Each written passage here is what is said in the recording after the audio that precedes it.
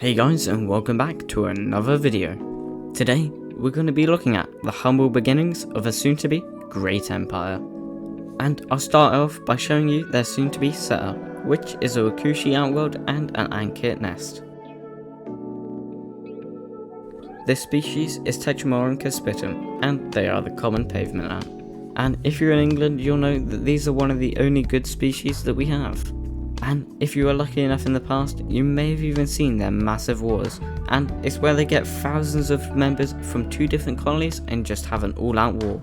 And although hundreds to even thousands of members die in these skirmishes, they still do it. And why? It's for territory.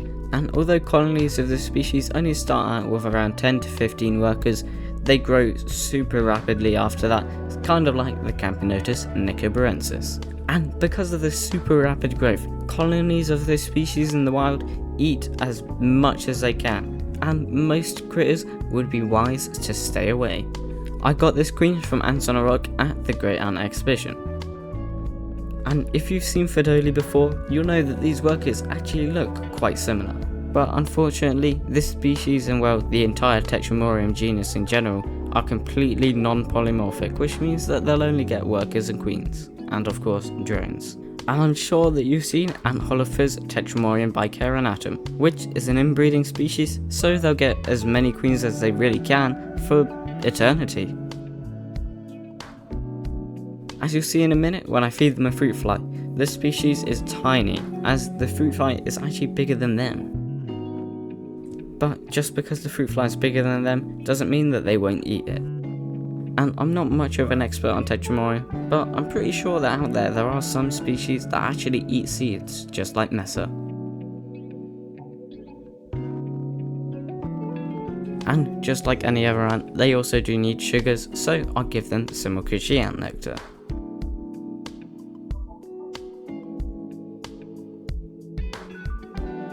And along with this sugar, I also gave them a mealworm, just to see if they would eat it or not.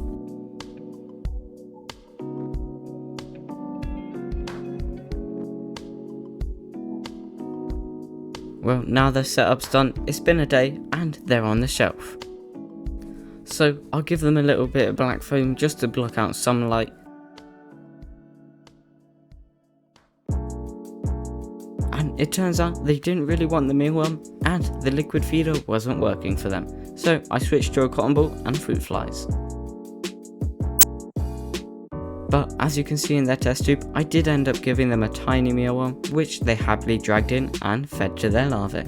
So as you can see, they don't look that small in their tube, and that's because these are tiny tubes. I've never seen any test tubes this small. So I'm going to give them another one with water in it, and hopefully they'll move into that so they don't, run out of water.